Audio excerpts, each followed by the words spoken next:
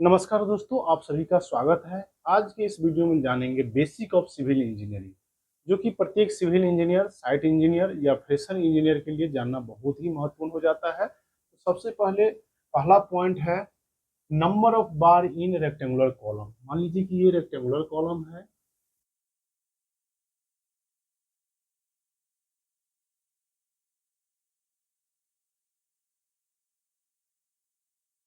तो minimum number of bar minimum numbers of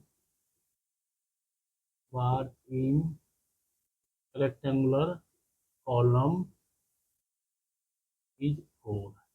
ये IS 456 2000 code का जो फोर्थ रिवीजन है उसमें लिखा हुआ है रेक्टेंगुलर केस में मिनिमम नंबर जो बार होगा वो 4 होगा, और जो मिनिमम डायामीटर ऑफ बार जो होगा,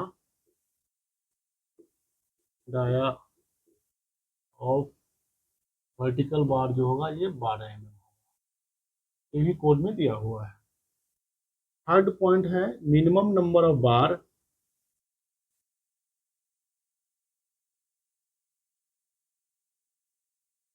in circular column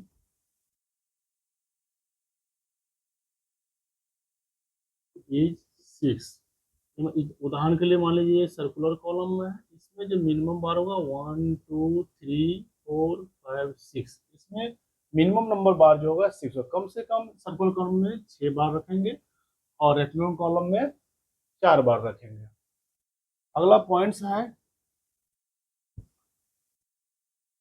initial setting time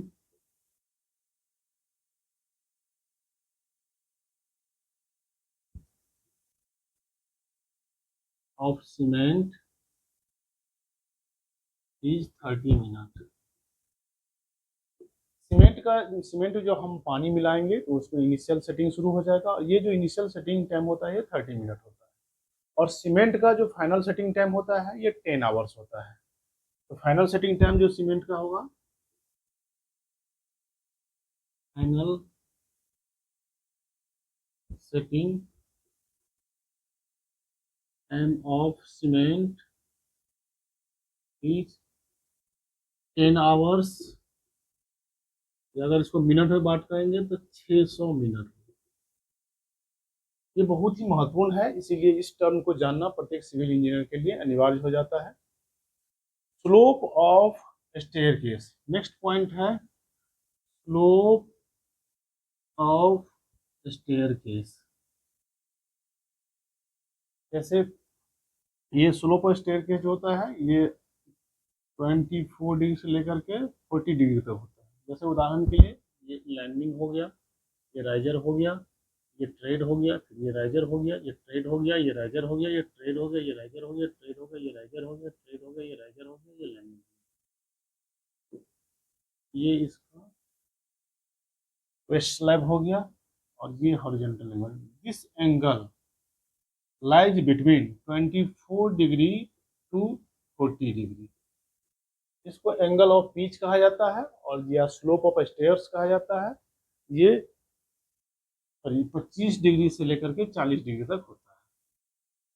तो ये पॉइंट्स भी आप याद रखिएगा। अगला पॉइंट्स है कंक्रीटिंग करते समय कंक्रीट का जो फ्री फॉलिंग हाइट होता है, ये मैक्सिमम जो हाइट होता है 1.5 मीटर होता है। Next point maximum free falling height of concrete is 1.5 metre.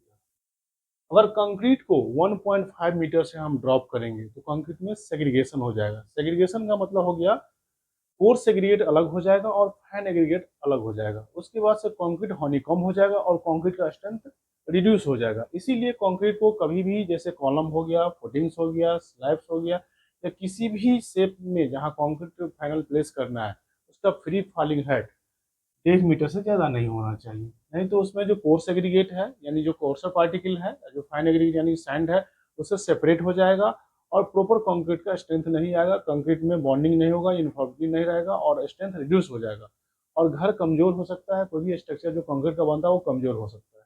इसीलिए मैक्सिमम फ्री फॉलिंग हाइट जो है कंक्रीट का 1.5 मीटर, ये भी IS 450 कोड में दिया हुआ है, उसमें इसका वर्णन दिया हुआ है। नेक्स्ट है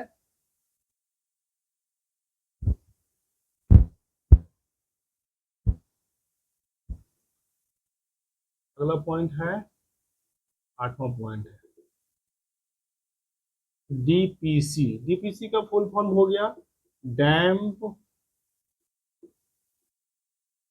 प्रूफ फोर्स। इसका जो थिकनेस होता है 2.5 सेंटीमीटर होता है। अगर इसको mm बात करेंगे तो 25 mm होता है।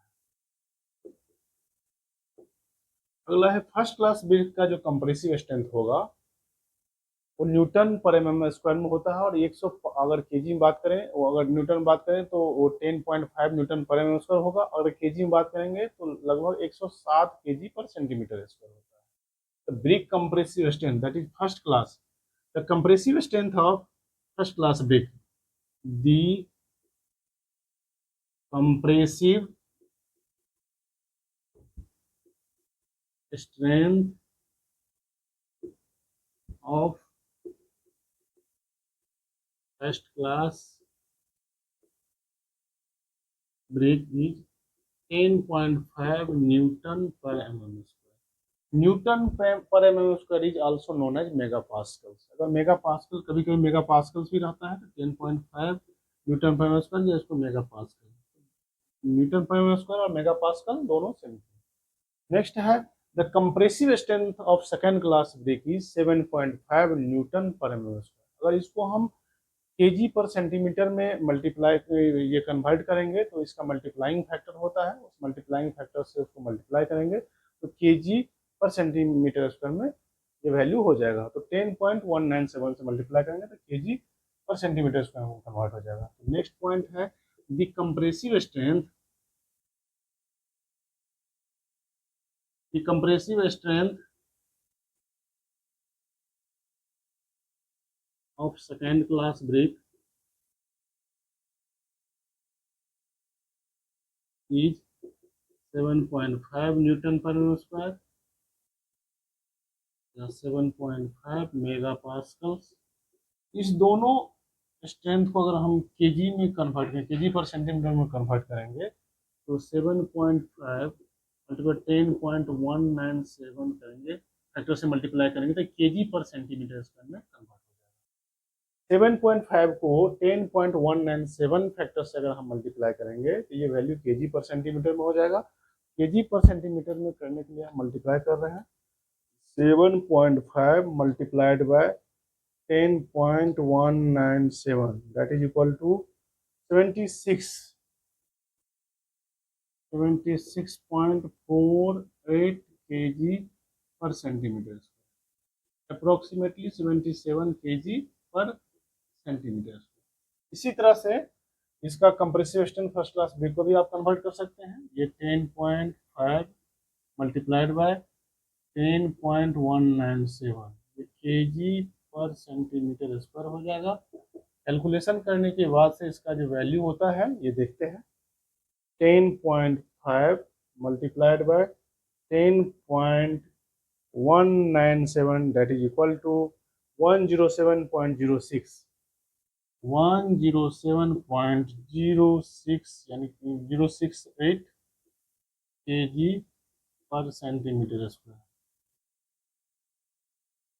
Approximately 107 KG per centimetre square. इस तरह से केजी पर सेंटीमीटर स्क्वायर को हम न्यूटन पर mm स्क्वायर में भी हम कन्वर्ट कर सकते हैं और न्यूटन पर mm स्क्वायर को केजी पर सेंटीमीटर स्क्वायर में भी हम कन्वर्ट कर सकते हैं। नेक्स्ट पॉइंट है water absorption ratio of first class brick is 20% and second class brick is 22%। Next water absorption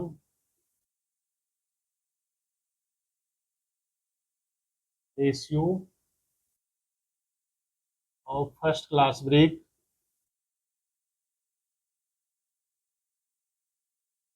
20%, and water absorption ratio of second class brick,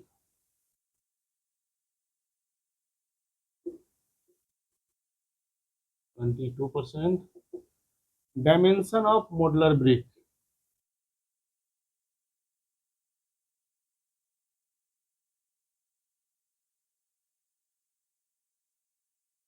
modular brick का जो dimension होता है 19 centimetre multiplied by 9 centimetre multiplied by 9 centimetre, ये dimension modular brick का होता है।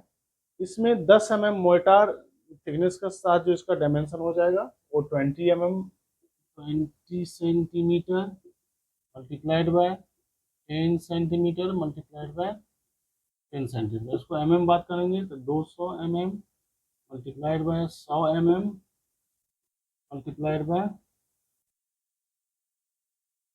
100 mm।